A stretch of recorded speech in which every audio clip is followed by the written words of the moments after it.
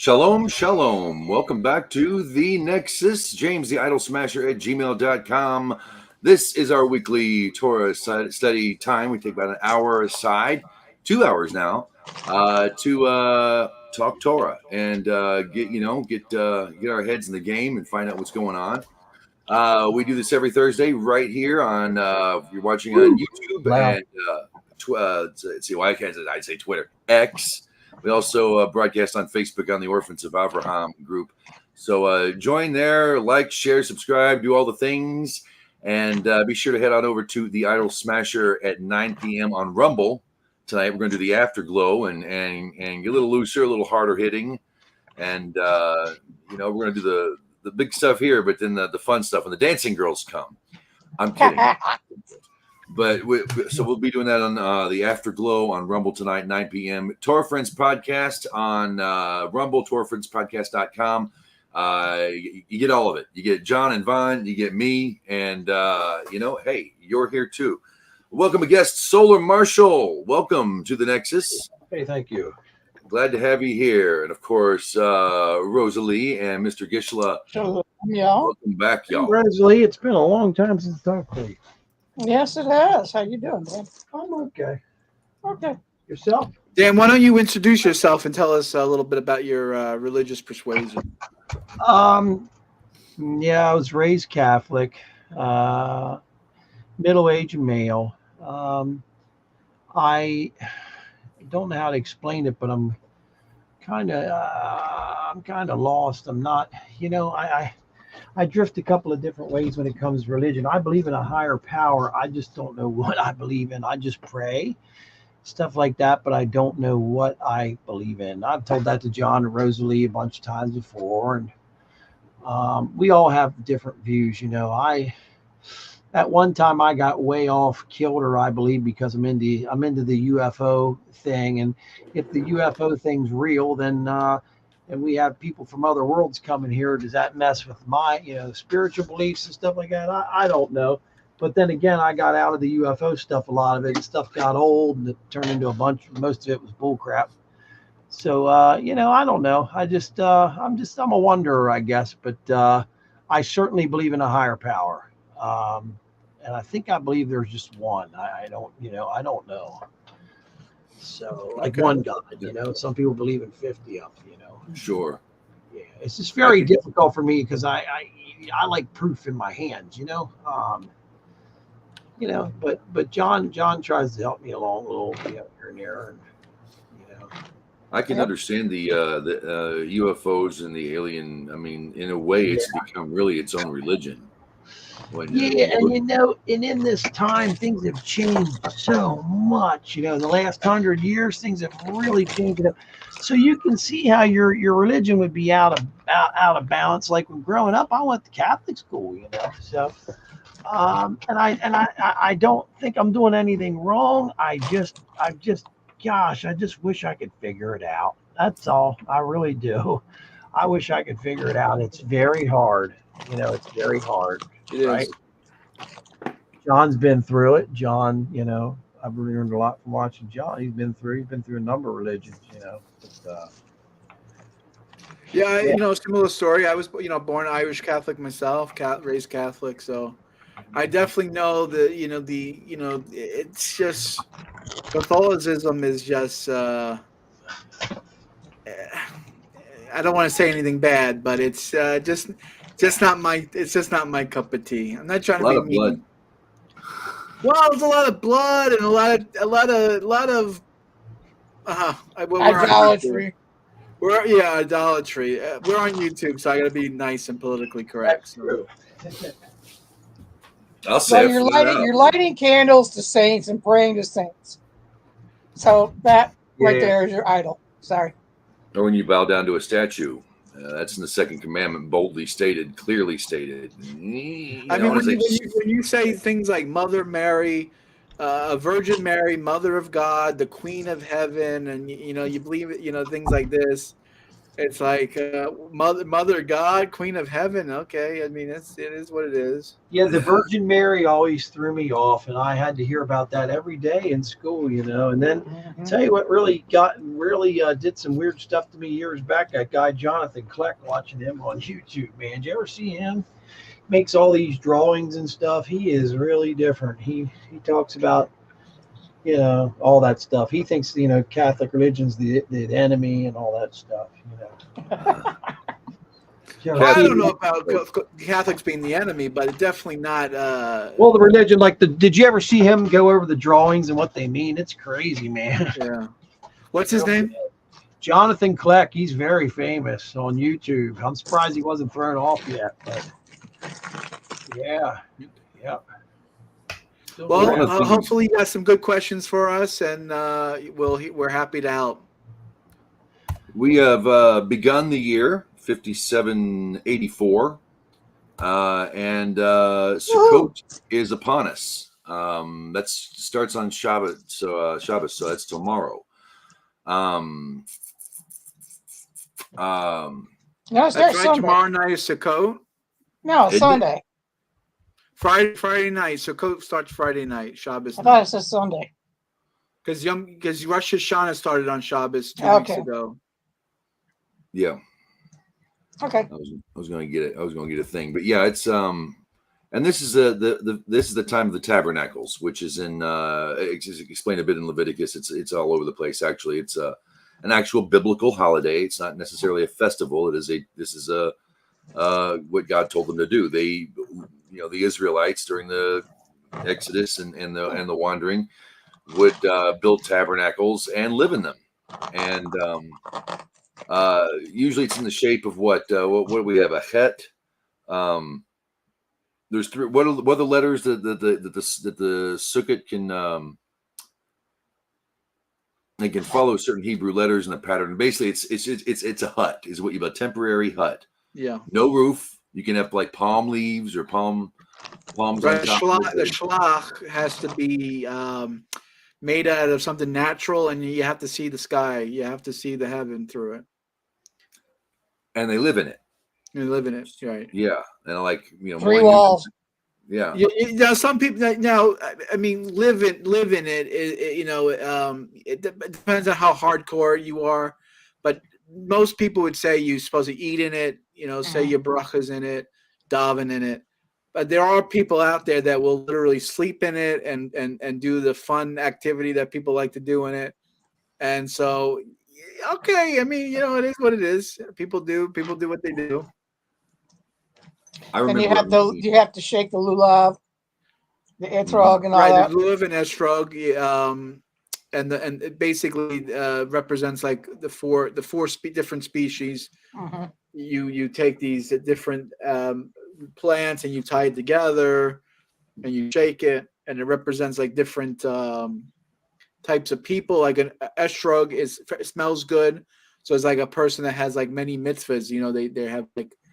But it's bitter, right? So it's like maybe they, it's a citrine. Maybe not necessarily a good person because it's a little bit of a nasty taste. And then you have a lulav that it tastes good, but it doesn't have a smell. So that might be someone that doesn't have a mitzvah, it represents the different qualities of a person, things like that. And you have the willow. Well, that's one of the plant that you tie together. And you tie it around, and you shake it together. The palm. How long do you? What was I going to say? It's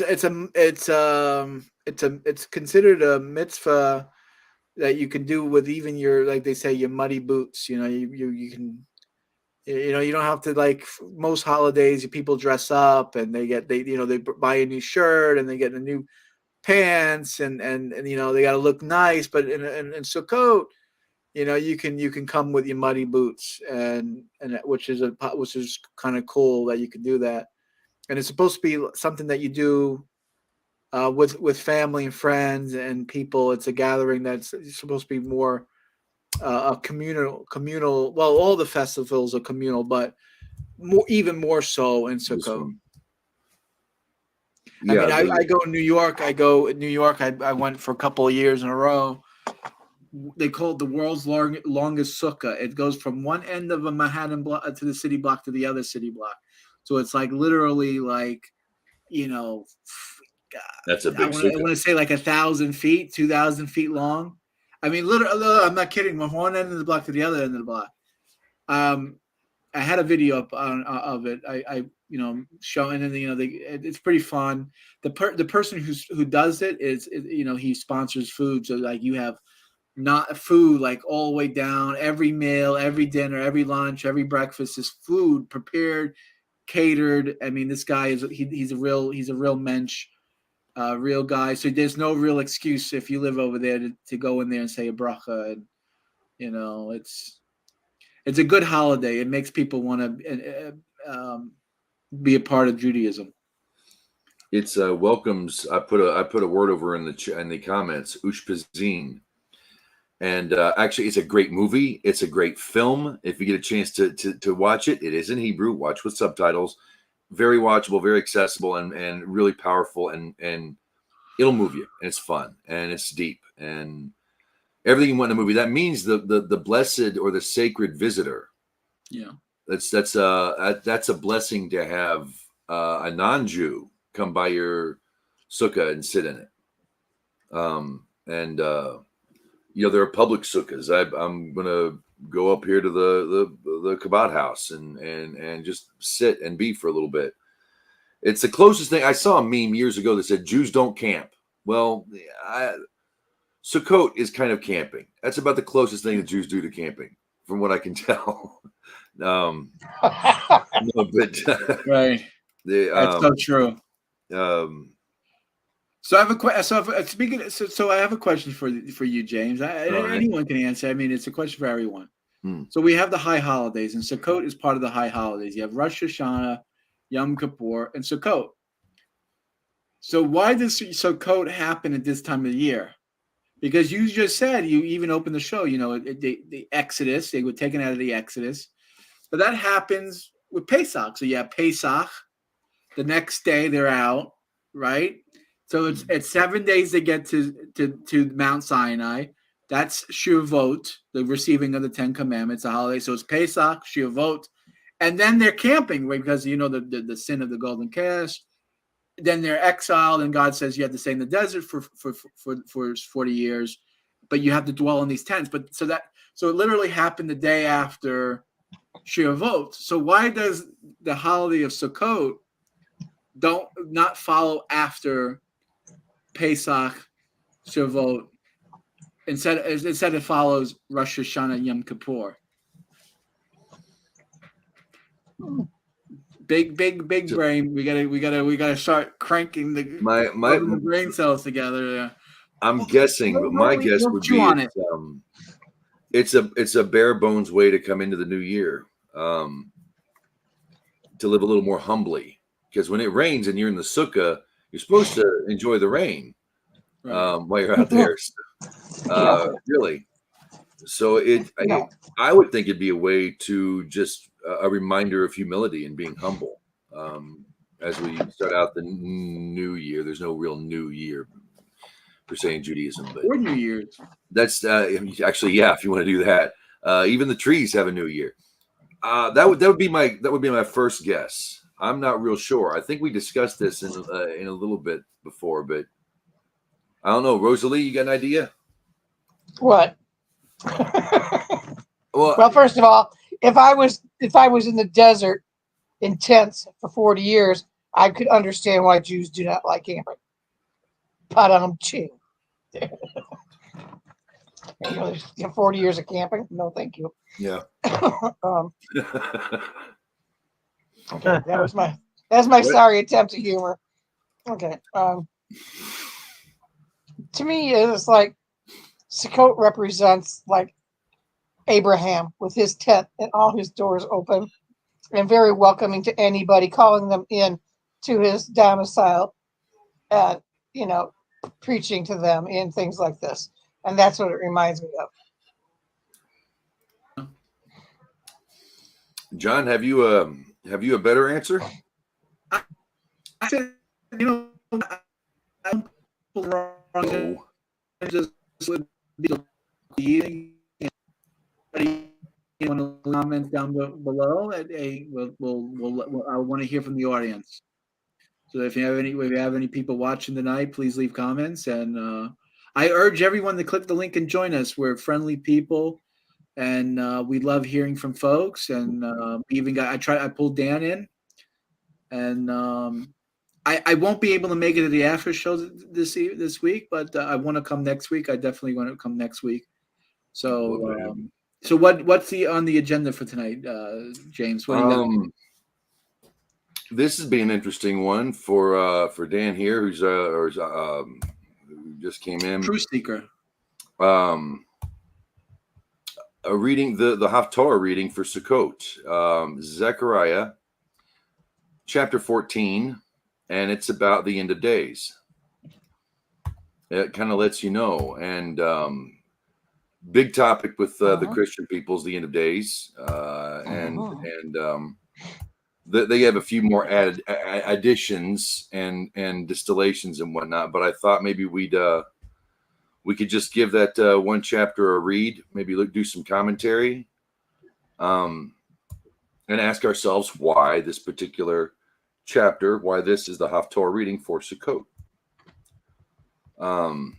There's that, and I wanted to discuss the non-Jew, especially I'd like to do this on the Afterglow, but because of the audience that we get over there, the future of the non-Jew who leaves all religion aside and accepts at least 7 base commandments, and for his sake, what is the future of that? Is there a Ger 2.0?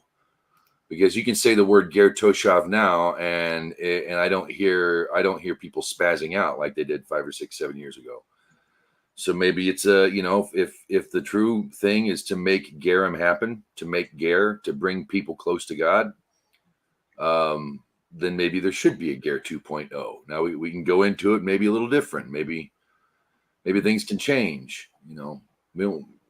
We don't want to take your, I don't want to tear down your church or tell you to stop being a Christian, but I do think that it'd be better off if you keep 7. But I would really, as far as societal concerns go, the 10 Commandments that keeps a nation together, and it's a little bit bigger. It's a bigger scope than the 7, whereas each individual is judged by 7 laws. When you're a nation, you have to set things up a little different. I think that we could use. I think we use a good example in that. But there's the future of the Ger. It's going to happen, and I don't see why we shouldn't start now. But I thought maybe we could read this and maybe go through a little bit of it, if that's all right with you guys. If we have no objections. Nope. We can get some commentary in there. I want to show Rashi's commentary. I am at Chabad.org, by the way. That's just Thank you. One-stop shop for anything you need to read, because Damn near, yeah. if it's in English, if it's in Hebrew, it's in English too, which is nice. Safari has got a shed ton of resources there as well, Safaria.com. However, not all the commentaries are in English. So, yeah, they're also not a quote Jewish site. They are just whoever pays to have their stuff done. So you keep that in mind as well. I did not know that. Yeah, but it is the best place I've found so far for getting the Talmud. If you're reading in the Talmud and all that, and you need to. Okay, well, I'm just going to read it straightforward. It's not that long. There's a lot in it. But when it comes to, looking forward where we are now and the troubles that we're facing, and we'll stop there and just put a pin in today and look a little further. Zechariah chapter 14. Behold, a day of the Lord is coming, and your plunder shall be shared within you. And I will gather all the nations to Jerusalem to wage war. And the city shall be captured, and the houses shall be plundered, and the women shall be ravished, and half the city shall go forth into exile. The rest of the people shall not be cut off from the city. And the Lord shall go forth and wage war with those nations, like the day he waged war on the day of the battle. And on that day, his feet shall stand on the Mount of Olives, which is before Jerusalem from the east, and the Mount of Olives shall split in the midst thereof toward the east, and toward the west a great, very great valley. And half of the mountain shall move to the north, and the other half to the south. Zechariah is a little poetic. And you shall flee to the valley of the mountains, for the valley of the mountains shall reach Azal. And ye shall flee as you fled because of the earthquake in the days of Uzziah the king of Judah. And the Lord my God shall come, O holy ones, with you. And it shall come to pass that on that day there shall be no light, only disappearing light and thick darkness. And it shall be on that day that shall be known to the Lord, neither night or day or night. And it shall come to pass that at eventide it shall be light. And it shall come to pass that on that day the spring water shall come forth from Jerusalem, half of it from to the eastern sea, and half of it to the western sea. In summer and in winter it shall be. And the Lord shall become king all over the earth. On that day shall be the Lord. And the Lord shall become king over all the earth. On that day shall the Lord be one, and his name one. Amen. The whole earth shall be changed to be just like a plain, from the hill of Rimmon, to the south of Jerusalem. But Jerusalem, will be elevated high and remain in its old place, from the gate of Benjamin to the gate of the first gate, until the corner gate from the tower of Hananel until the king's wine cellars. And they shall dwell therein, and there shall be no more destruction, but Jerusalem shall dwell in safety. And this shall be the plague wherein the Lord will smite all the nations who besieged Jerusalem. His flesh will waste away while he still stands on his feet. His eyes will waste away in their sockets, and his tongue shall waste away in his mouth. And it will come to pass on that day that there will be great consternation sent by the Lord upon them. Each one shall seize the hand of the other, and his hand shall rise up against the hand of the other. Yea, even Judah will fight against Jerusalem. And the wealth of all the nations round about, gold and silver and apparel, will be gathered in great abundance.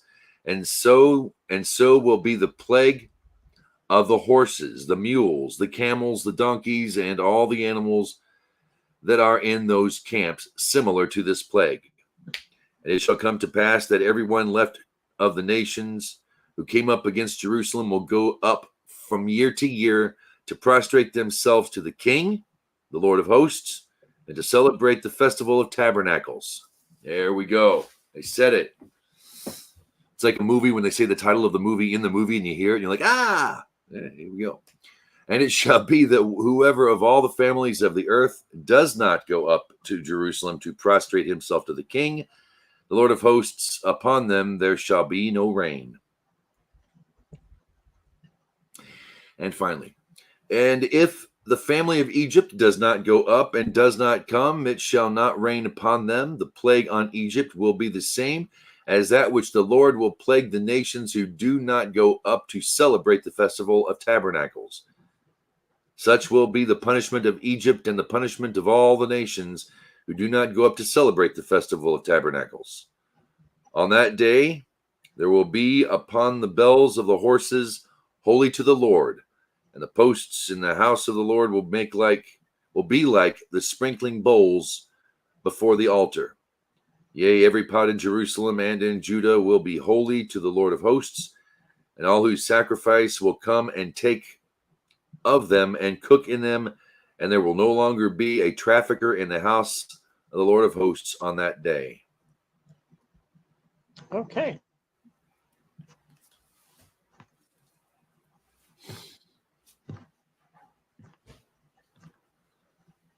So that's what's going to happen. Well read. Thank you.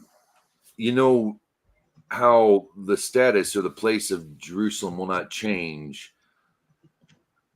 There was a theory. I don't remember where I heard it. I think Rosalie and I were talking about it some time ago that the one place that didn't have rainfall was Jerusalem, was the land of Israel. That's where the ark landed. That's where Og would have survived. No rain fell on that place. Where was that? Is that Zechariah? No. I don't remember off the top of my head. The flood never came there. And so apparently that's what's going to happen in the future as well. The earth will flatten, apparently, is what they're saying. What ark are you talking about? I'm sorry? Noah's Ark. You're talking about Noah's Ark? Okay. Yes. Correct. Yeah, that would be where the raven went, where the dove brought the olive branch back from. You know, that's where Og could have gone. He was a servant of Abraham. So, Did you ever see where they thought the ark, they found it up on top of Mount Ararat, or don't y'all believe in that? They thought they did. You know, it's not proven at all. right. I've seen that. There's this weird looking outline of this thing that might have been made of wood. It's way up on top of this mountain. I just don't even see how it's possible. If there was a flood, it sure took it somewhere, but I just thought I'd bring that up. That's all. My allergies are bothering me so bad I can hardly breathe. But I've heard of it. Yes. Stuff like that over the years, you know, it's just something that, you know, no one knows for sure at all that that's what that is. But when you said that, I was just wondering. That's all. Not a problem. See, one thing tangible we do have in Judaism that you really don't have in other religions, particularly Christianity, is the Torah. You kind of get a list, and there's a lot more to it. It's not just a book of stories. When you begin to study Hebrew, and I'm taking the long route around learning Hebrew, but it's a numerical language, and it's really a numerical code when you get down to it. There's a lot there to study. There are many, many, many layers. Almost like it was computer code or something. It's just a phenomenal piece of work. Prophets are good too, but they just don't have that power. So here we go. I want to get this right here. The darkness. I want to get some Rashi's commentary on the darkness, because the darkness in Egypt was said to be a palpable darkness, like people could hardly move out of their chairs. Jonathan renders, there shall not be light, only light that passes away, and thickness, i.e., there shall not be splendorous light. An expression similar to Psalm 37:20, like the disappearing light over the plains, like a sort of light that appears in the morning over the mountains and disappears little by little. Thick darkness, congealed and dark and thick, like ice that is congealed and frozen, as in Job 10:10, and like cheese, you curdled me. Ooh.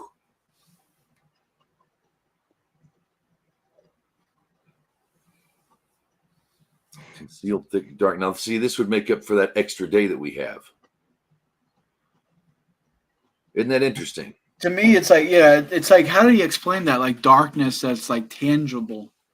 You know what I mean? It's like, you know, most people think, okay, darkness is just the absence of light, right? I mean, you know, light, I guess, is technically a tangible thing, right? I mean, it's like waves, right? I mean, you don't necessarily feel the waves, but, you know, obviously, you know, it reflects off of you and it bounces.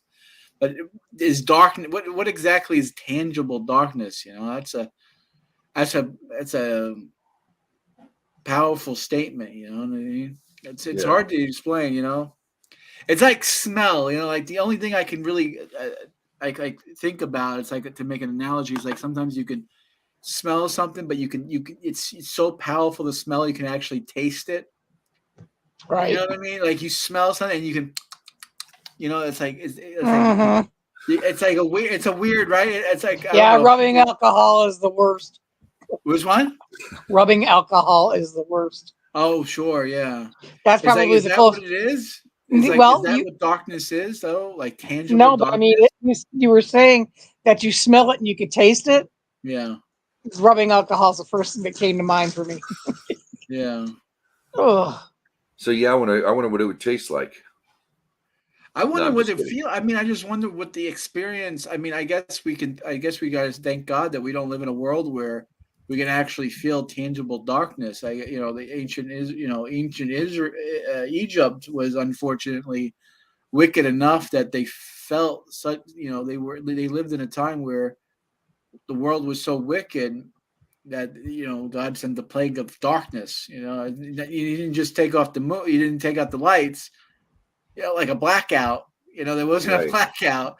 It Mhm. was actually like literally a blackout. Now here's what it is in Exodus. It's 10:22.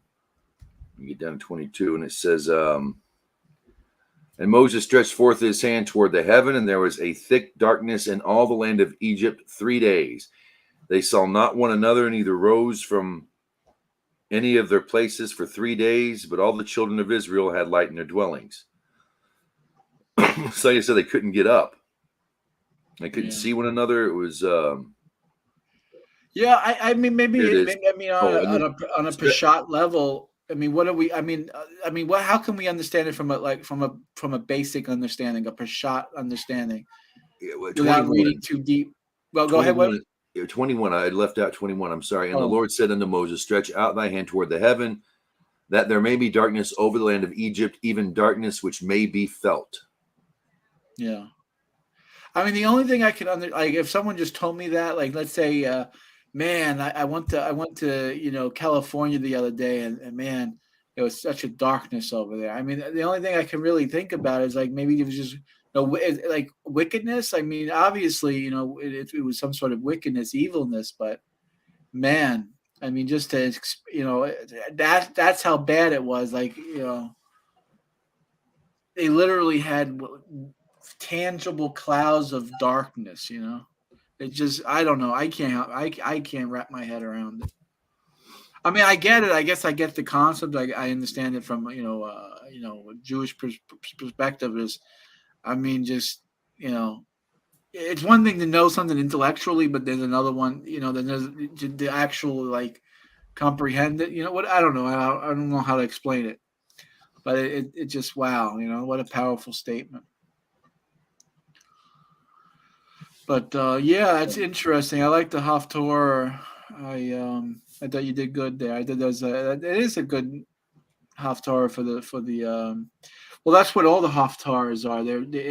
It's a way to read the Torah. What people don't realize is when ancient Greeks banned Torah study, they had to find a way to study Torah, and these weekly parshas do have connections to other parts of the Bible. And so you find other parts of the Bible that can be supplemented, and it's great. You get your daily dose, and you're fulfilled for the day spiritually. And it's a great invention. Where there's a will, there's a way, and people will always find ways around things. I mean, that's the best thing about the capability of a human being. A human being will never allow themselves to be subjugated. Even though maybe on paper you're subjugated, right? For thousands of years you're the subject of the king or the queen, you're a peasant, and you just work your field and say, okay, whatever. But even you still find a way to sneak out and go wherever you got to do, right? I mean, people always find a way. The wife doesn't want you to hang out with the buddies to play poker, but you find a way to hang out with the guys who play poker. It's just an amazing thing. Sorry, I'm rambling. Oh, no, that's fine. I did want to bring up something about one of the four species that associated with Sukkot. I found out that there are no citrus fruits out there that are naturally occurring. The only naturally occurring citrus fruit is a citron. All others, tangerines, limes, lemons, oranges, all come from the citron. They're all man-made. They're all genetically modified products. Right. You look at it. I did not know that. right? You're not allowed to crossbreed. You're not allowed to like spliced. In particular, the Torah actually says outright that you can't take like cut the branch off an apple tree and then tie it to an orange tree and have an apple branch growing from an orange tree. Right. That's outright banned, but obviously that extends to even mixing. You're not supposed to mix. That's the same thing. You're not allowed to take a horse and a mule to make a donkey or whatever the two animals. I don't even remember what makes a mule again. What's the combination? Donkey and a horse. Donkey and a horse. Okay, so you're not allowed to do that, right? You're not allowed to because there's problems with that. Whatever. Well, since we're talking on a religious format, we can say ass and not piss off YouTube. Right. A horse and an ass. Sorry. Right. I'm 12. Okay. I can't help it. It's okay. Yeah, it's all right. Since we're being funny, I got a joke. I saw this one. I saw this one on Instagram. So there's a Jewish guy sitting next to a priest on a plane, and they're flying, and then the plane caught some turbulence, and the rabbi, the Jew rabbi, whatever, Moshe, we call him Moshe. He goes like this. I know what that is. So he okay, so it goes around. The priest notices, and he doesn't say that again. More turbulence, and the rabbi goes like this. And anyway, at the end of the flight, everything works out, and they get off. And the priest goes, I wanted to ask you something. I noticed you're Jewish, but when we had turbulence, and I saw you started to pray, I saw you do the Hail, Father, Son, and the Holy Spirit. He goes, no, I was just doing the four main things that a Jew has to do: yarmulke, testicles, wallet, and watch.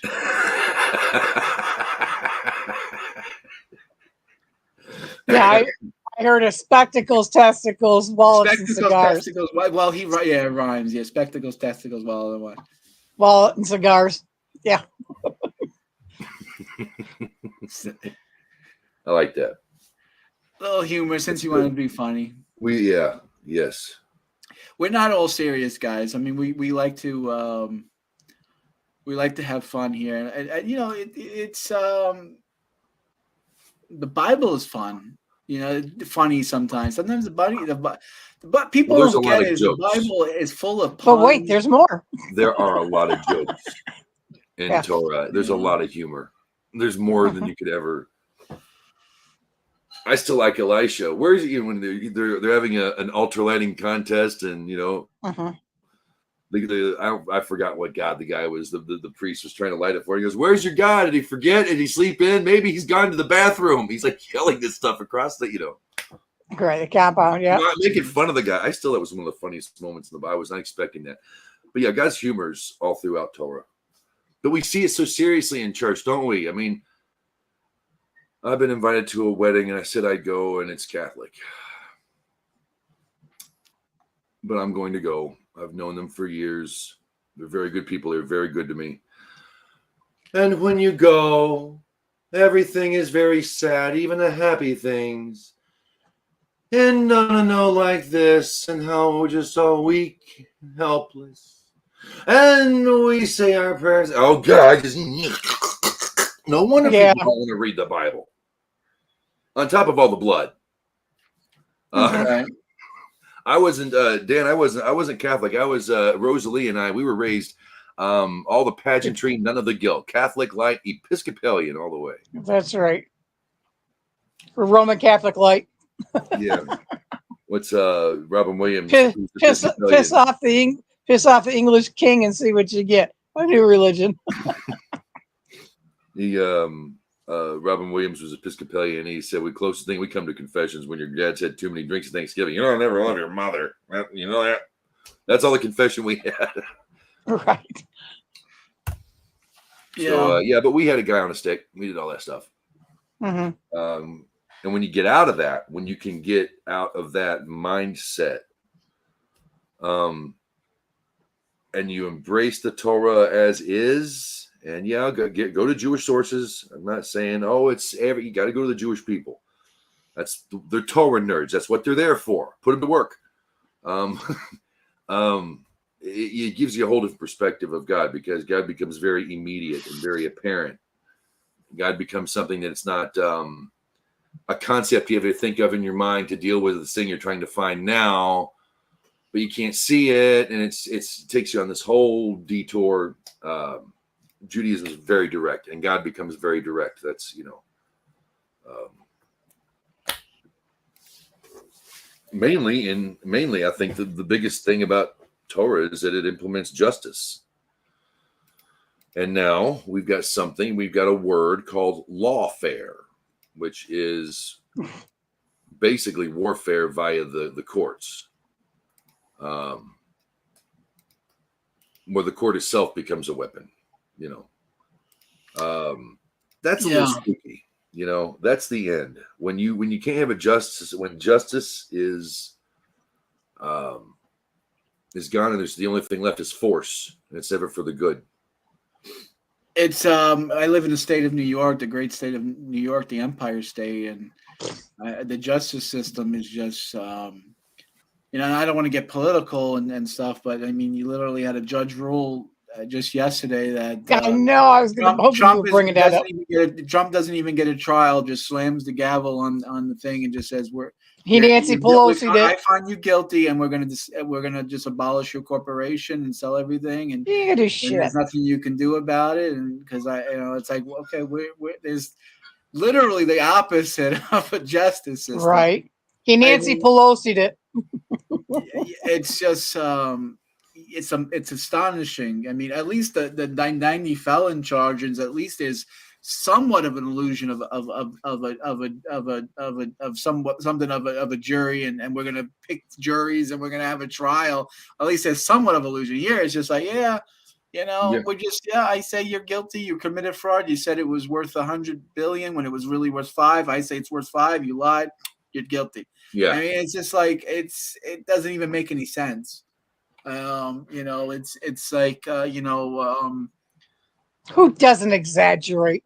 Yeah. Hi. Well, yeah, sure. I mean, you're going to tell me Trump Towers isn't really worth $100 billion, whatever Trump's. I mean, Mar-a-Lago, which is literally the property is literally a long. I mean, beachfront property for miles. You're telling me that's only worth like $10 million or whatever the judge was saying it was worth. He brings You're in telling millions, me a whole county.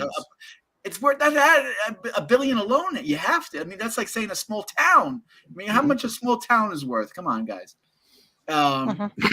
It's just. I don't mean to get political, but it's just it ties into what we're saying. Yes. Once they get to him, we're helpless. I mean, he's rich. He is powerful, being president, or being once president, I guess, however you want to look at it. He was powerful before he even was president. Yeah, and so that's good. But when I think they pull this stuff on us all the time.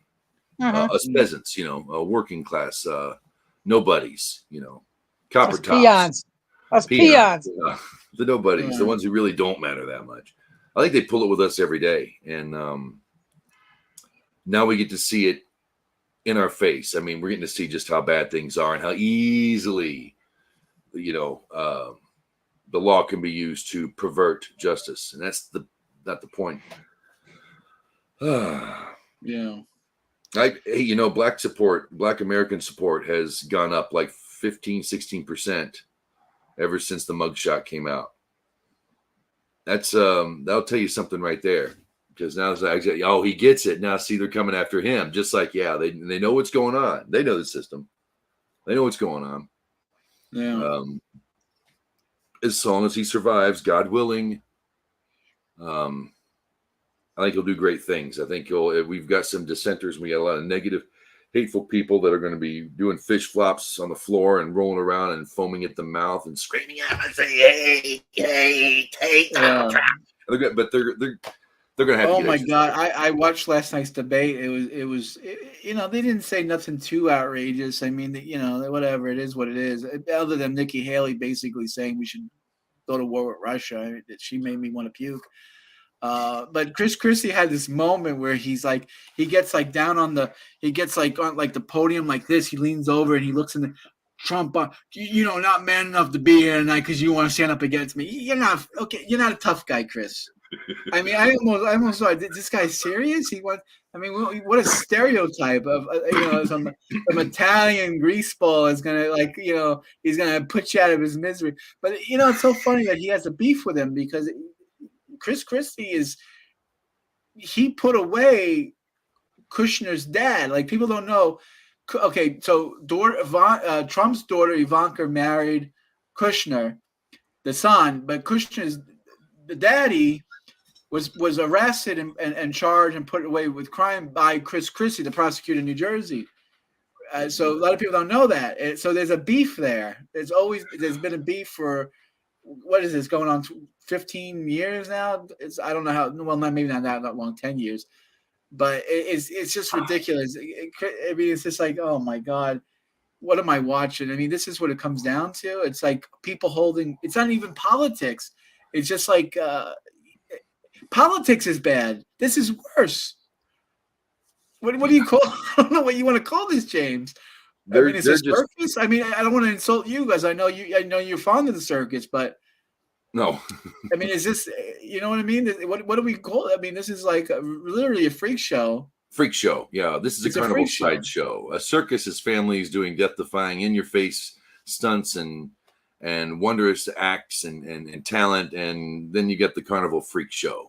Yeah, the half lady, half snake, and right. I want to go see the bearded woman. I mean, that's what you're looking at. You're looking at the bearded woman. This is the bearded woman. America, we are the bearded woman in the freak show right now.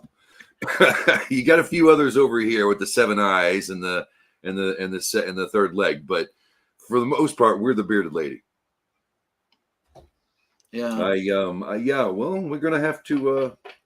I always thought it was more like a Jersey, New York thing. I didn't really realize. I did not know that Christie put he prosecuted the father, arrested him, put him in prison. Chris Christie was the prosecuting attorney that put Kushner's dad away. I think he got like 10 years for corruption. I don't know. I don't remember exactly what it was. Fraud, corruption. I don't know. Something to do with. Anyway, that was his big golden collar. It was like what propelled Chris Christie to the big leagues.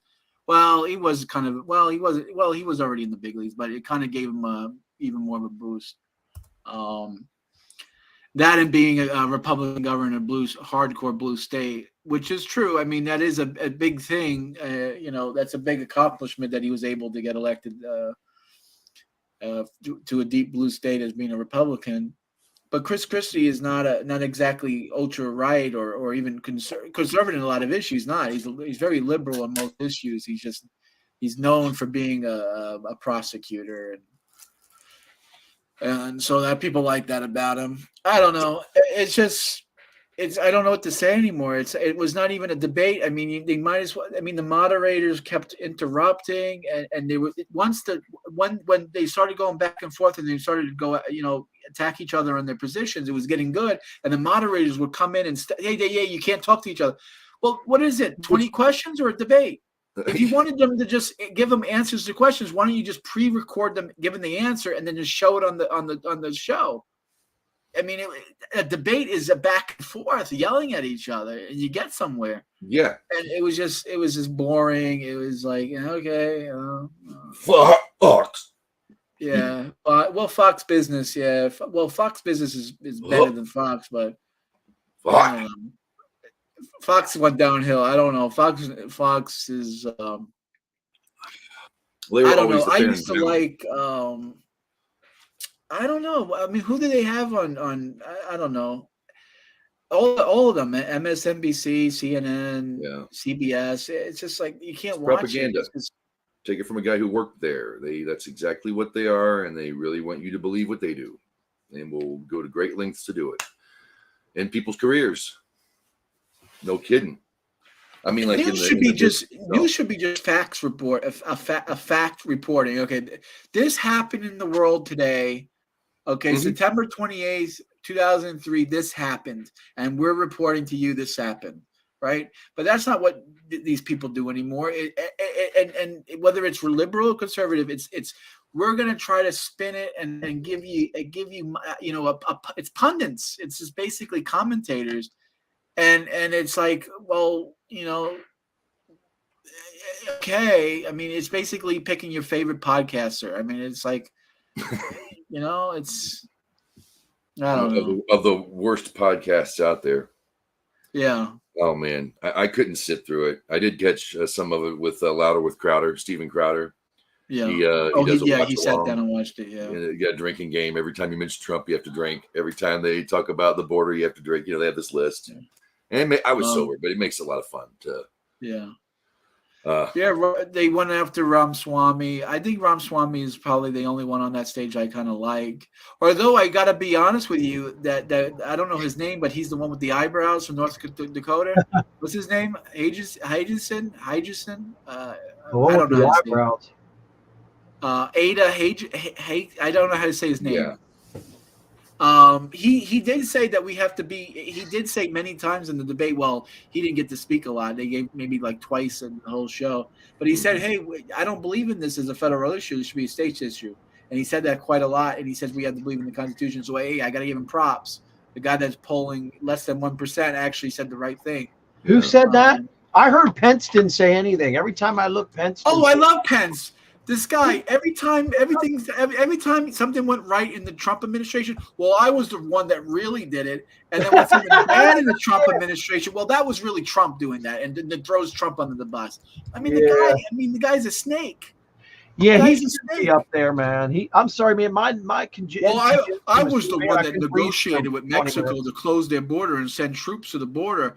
Why are you, Pence? Were you really the guy that negotiated the Mexico sending the troops to the border to see?